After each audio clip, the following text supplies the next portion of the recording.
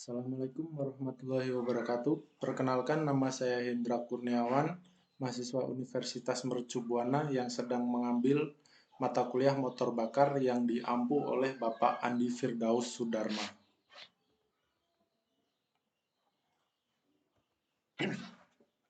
Di sini saya akan mempresentasikan tugas besar kedua guna memenuhi syarat nilai dari mata kuliah motor bakar. Saya akan membahas tentang camless engine atau camshaftless engine. Yang pertama, saya akan membahas tentang camshaft. Camshaft adalah salah satu bagian dari mesin yang berguna untuk menggerakkan valve poppet. Camshaft terletak pada bagian atas silinder pembakaran atau blok silinder. Pada silinder pembakaran terdapat piston, crankshaft, dan lain-lain. Camshaft sendiri memiliki peran yang sangat penting dalam mesin, karena tanpa timing yang pas dari camshaft, maka mesin dapat hancur. Selain itu, camshaft dengan timing yang tidak pas dapat menyebabkan knocking. Dan agar tidak menyebabkan knocking ini, maka camshaft hanya memiliki satu loop per valve, dengan durasi dari valve itu sendiri adalah tetap, sehingga camshaft dan valve dapat mencapai timing yang pas dan tepat. Kemudian saya akan membahas dari camshaftless engine atau camless engine. Camless engine pertama kali diciptakan oleh Christian von Koenigsegg, seorang pendiri perusahaan otomotif Koenigsegg dengan nama Freevalve pada tahun 2015. Camless engine adalah jenis pembakaran mesin yang menggunakan aktuator elektronik untuk mengontrol katup, bukan camshaft tradisional. Mesin ini disebut dengan ME atau mesin elektronik mekanik. Mereka dirancang untuk meningkatkan kinerja mesin, mengurangi emisi, dan meningkatkan efisiensi bahan bakar. Kemudian di sini ada part-part camshaftless engine, yaitu part umumnya adalah nomor 1 adalah free valve, nomor 2 blok oli dan udara, nomor 3 free valve controller, nomor 4 cylinder head. Yang pertama adalah free valve. Pada free valve ada beberapa komponen, yaitu pneumatic spring, position sensor, plunger, tabung hidrolik, dan solenoid. Pneumatik berfungsi melaksanakan perintah untuk membuka dan menutup katup. Sensor berfungsi untuk mendeteksi posisi yang akan diteruskan ke ECU. Kemudian plunger atau solenoid berfungsi sebagai perangkat elektronik pendukung dari pneumatik. Kemudian ada blok oli dan udara. Blok oli dan udara adalah sebagai saluran oli dan udara untuk mendukung terjadinya mekanisme pada camless engine tersebut. Dan elektronik konektor di bawah ini berfungsi sebagai alat perintah eksekusi pada camless engine. Yang kemudian partnya adalah free valve controller atau mesin utama dari camshaftless engine tersebut. Microcontroller berperan menentukan posisi pneumatic valve dan memberi perintah dan durasi pembukaan intake dan juga exhaust pada plunger. Yang terakhir adalah cylinder head. Cylinder head adalah tempat untuk beberapa part, yaitu tutup cylinder head, intake, exhaust, dan blok silinder. Di camshaftless engine ini, saluran intake dan exhaust dibuat secara terpisah karena setiap valve bisa dikontrol sesuai kebutuhan, dan juga mesin menjadi lebih responsif karena diameter intake yang lebih besar. Kemudian saya akan menjelaskan cara kerja dari free valve atau camless engine. Cara kerja camless engine ini dimulai dengan pengisian tabung udara melalui kompresor dengan tekanan 20-30 bar. Kemudian udara dialirkan menuju blok aliran udara, sehingga dalam posisi ini mesin sudah dapat dioperasikan. Sedangkan sistem kerja dari katup dimulai dari sensor yang memberikan sinyal posisi crankshaft, di mana sinyal ini akan memberitahu posisi piston kepada ECU, yang kemudian ECU memberi perintah kepada microcontroller untuk membuka atau menutup katup saat terjadi pembakaran. Dan di samping ini adalah gambaran dari mekanisme kerja free valve. Cara kerja dari free valve controller. Dalam free valve controller, ia akan memerintahkan sistem hidrolik untuk membuka dan menutup katup. Saat katup intake terbuka, maka katup exhaust akan tertutup, dan juga sebaliknya saat katup exhaust terbuka, maka katup intake akan tertutup.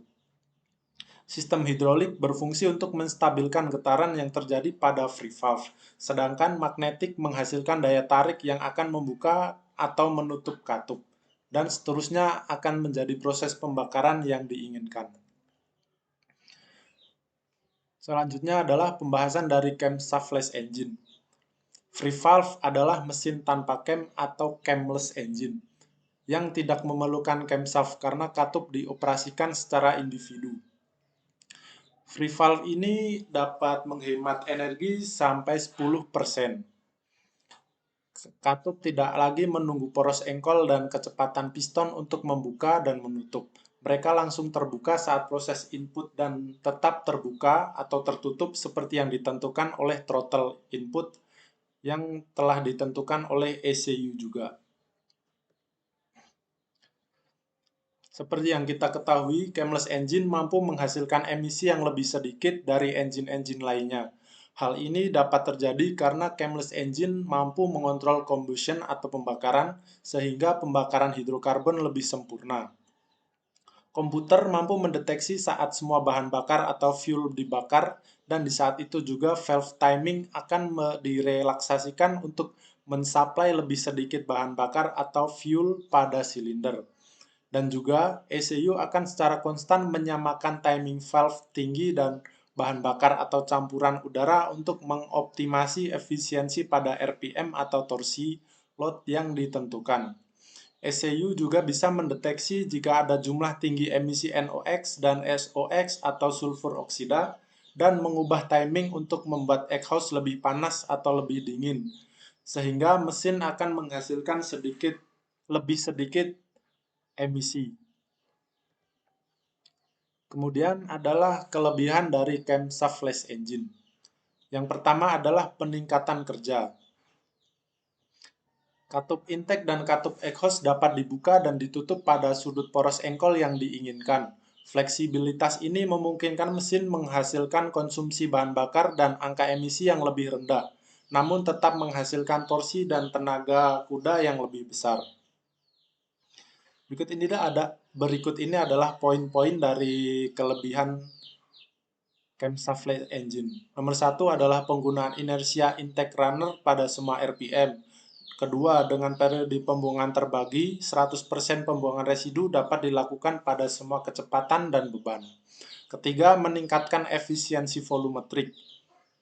Keempat, mengurangi atau menghilangkan ketukan atau knock-in bahkan dengan rasio kompresi yang tinggi. Pada RPM rendah, bukan katup masuk ganda memberikan inersia pelari masuk maksimum dengan peningkatan suhu rendah yang secara efektif meningkatkan efisiensi volumetrik hingga 30%. Yang keenam, kontrol cerdas adaptif dapat mengoptimalkan pembukaan dan penutupan katup untuk meningkatkan kinerja. Kelebihan yang kedua adalah dari efisiensi bahan bakar. Diagram di samping menunjukkan bagaimana energi dalam bahan bakar digunakan dalam berkendara di sebuah kota. Camshaftless engine memperkenalkan kelebihan sebagai berikut. Pertama, meningkatkan efisiensi mesin pada beban. Menggunakan sistem teknologi camless untuk menghilangkan throttle dan memperkenalkan penonaktifan silinder dengan metode yang disebut torsi modulasi frekuensi. Kedua, pneumatik hybrid memberikan solusi yang murah dan andal untuk menghilangkan kerugian standby idle sebesar 17,2% dan memulihkan energi pengereman hampir setengah energi yang digunakan dalam berkendara di kota. Jadi camshaft engine ini bisa dikatakan lebih irit. Dan yang ketiga adalah steam hybrid menyediakan sarana untuk menghilangkan sistem pendinginan normal, mendaur ulang limbah dari panas knalpot. Kelebihan yang ketiga adalah desain kompak dan ringkas. Penerapan sistem free valve menghasilkan paket mesin total yang lebih kompak, karena banyak suku cadang yang digunakan pada mesin berbasis camshaft tradisional tidak lagi diperlukan, seperti menghilangkan throttle body, camshaft, camdrive, timing gear, penutup, wastage, sistem konventer prakatalik, dan sistem injeksi langsung. Fungsionalitas yang digunakan oleh komponen fisik ini untuk diaktifkan sekarang akan ditangani oleh kontrol mesin yang cerdas. Di balik kelebihan pasti ada kekurangan, dan berikut adalah kekurangan dari camless engine. Karena camless engine ini masih sedikit digunakan pada mobil-mobil pada saat ini, maka biayanya akan sedikit lebih besar. Dan yang kedua adalah membutuhkan fuel injection yang lebih banyak. Sehingga untuk menggerakkan 4 piston, kita akan membutuhkan 8 limit injection. Itu berarti biayanya akan lebih besar juga. Yang ketiga adalah proses assembly atau perakitan yang rumit dan memakan waktu yang lama untuk merakit camshaftless engine. Kesimpulan. Kesimpulan dari presentasi yang sudah saya bahas di atas adalah camshaftless engine dapat disimpulkan bahwa camshaftless engine adalah suatu teknologi terbaru yang dibuat untuk menyaingi teknologi konvensional lama dan membuat inovasi tentang teknologi di masa mendatang. Banyak hal yang bisa dimanfaatkan seperti komponen-komponen yang tidak dibutuhkan, seperti throttle body, camshaft, dan lain-lain. Volume mesin yang menjadi lebih kecil dan juga emisi yang ditekan sekecil mungkin. Ini menunjukkan bahwa teknologi ini adalah teknologi yang ramah lingkungan dan yang sangat dibutuhkan pada zaman zaman sekarang di mana pemanasan global sangatlah marak. Dan camshaftless engine ini sangat menjunjung tinggi penghijauan atau energi baru dan terbarukan. Berikut adalah presentasi dari saya, kurang lebihnya saya mohon maaf. Salam sehat selalu.